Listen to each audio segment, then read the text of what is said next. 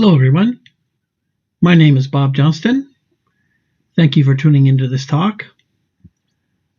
In this study we assessed nearshore pollution using Mussel Watch, and the tissue residue data showed that PAHs were a major contaminant of concern. So this talk takes a look at the PAH distributions to identify likely sources of PAH pollution in Sinclair and Dyes Inlet.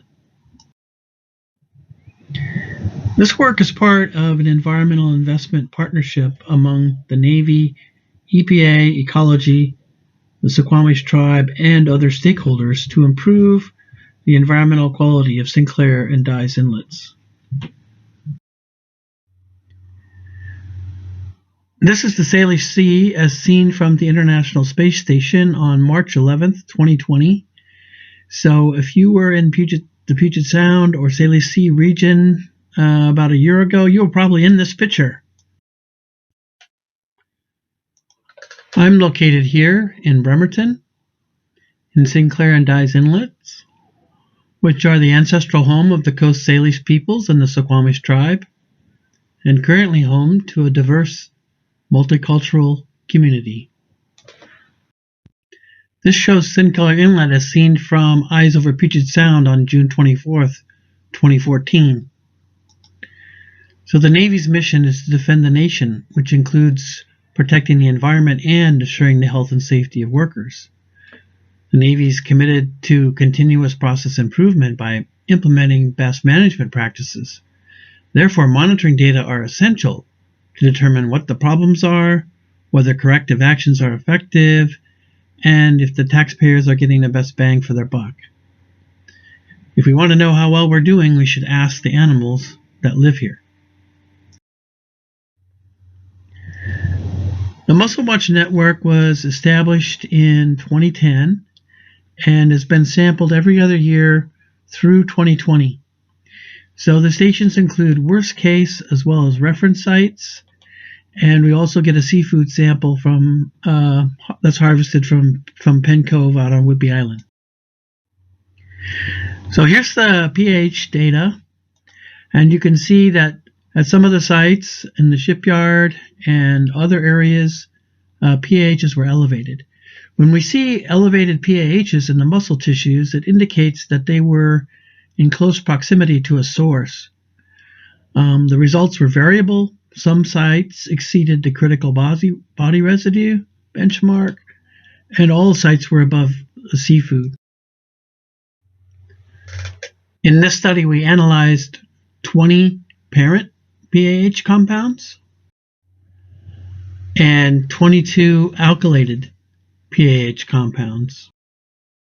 Major sources of PAHs include combustion byproducts or pyrogenic PAHs, or petroleum or petrogenic PAHs.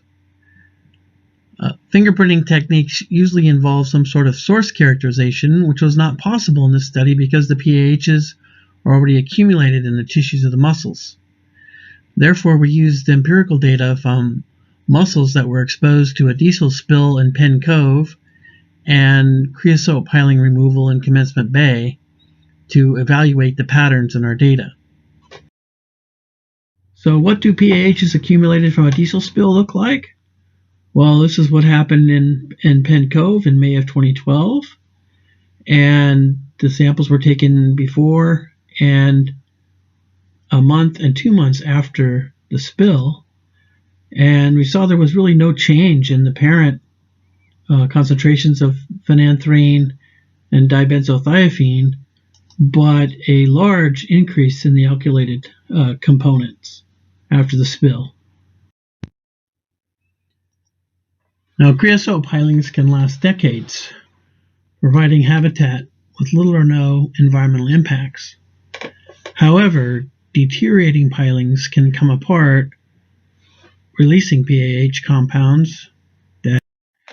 And this is what happened in Commencement Bay. So there were samples taken before the creosote piling removal project started, and then as the project progressed, very high levels of phenanthrene, fluoranthene, and pyrene were accumulated in the mussel tissues at the site.